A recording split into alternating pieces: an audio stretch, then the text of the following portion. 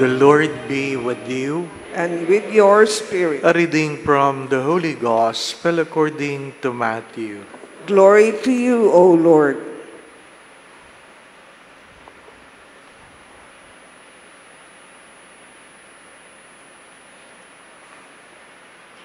When Jesus entered Capernaum, a centurion approached him and appealed to him, saying, "Lord, my servant is lying at home paralyzed, suffering dreadfully."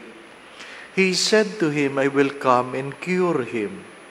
The centurion said in reply, "Lord, I am not worthy to have you enter under my roof. Only say the word, and my servant will be healed. For I too am a man subject to authority, with soldiers subject to me. And I say to one, 'Go,' and he goes, to another, 'Come here,' and he comes, and to my slave, 'Do this,' and he does it."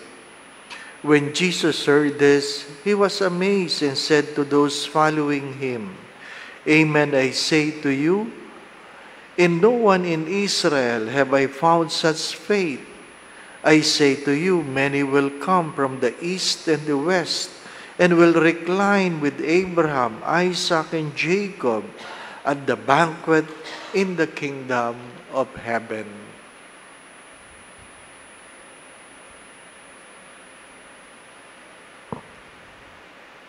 Brothers and sisters, the gospel of the Lord.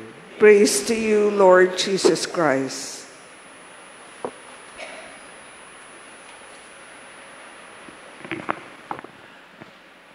I've been sharing this, that there are people who come to Greenbelt Chapel asking for prayers, and some of them are people involved in corruption.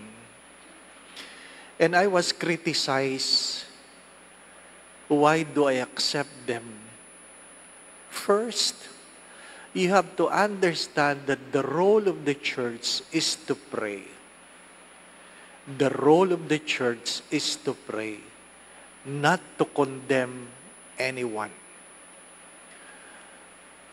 When people come and ask for prayers, I do not ask, "Who are you?" I don't even remember their faces. It's when they humbly say, "Father, I am involved."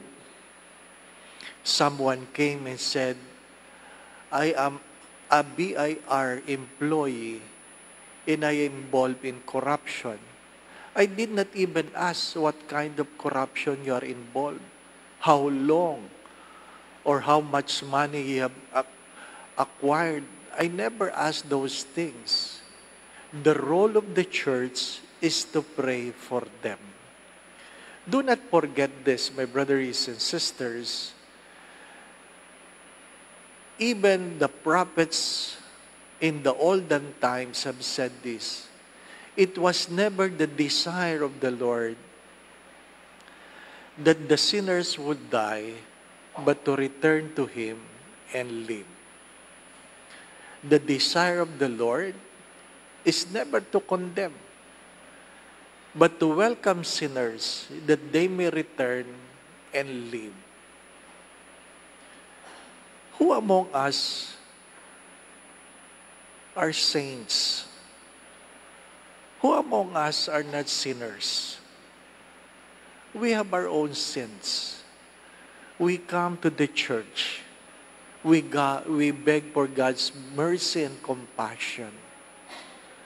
We welcome them. We pray for them.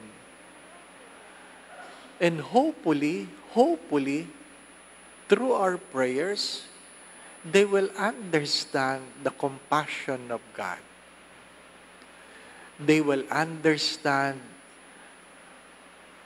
the forgiveness, and perhaps they were given a chance to change their ways. Sino ba sa atin ang walang kasalanan? Pag may sakit ba, tinatanong ko pa ba, corrupt ka ba o hindi? Hindi. Many sinners or many sick people would come and ask for prayers. Do not forget this. It is our role to pray. What is the gospel trying to tell us? When the centurion came to Jesus, he never asked about the centurion. He never even asked about the servant. Nagsisimba ba yung alila mo? Never asked. He never asked. And he gently and quickly said, I will come. And the centurion was humble enough to say, I'm not worthy to welcome you in my house. It is the very words we say before we receive communion. Lord, I'm not worthy to receive you. That just only say the word and I shall be healed. My dear friends, I think we need to go back to the virtue of humility, knowing how wretched we are, how sinful we are. The reason of Advent, the coming of Christ, is not that we celebrate Christmas party. The purpose is to go beyond, because you cannot separate the baby in the crib with the man on the cross. The primary purpose of coming is the salvation for all, not a Christmas party, not a Christmas bonus, or whatever. Salvation is the purpose why there was a coming. And let this thing sink in within our hearts. It is not our role to condemn. It is our role to pray. Amen. Do not forget, you cannot separate the baby in the crib with the man on the cross. The purpose of Christmas is for our salvation. So, pray. Pray rather than condemn. The church will never condemn, but the church will never also condone.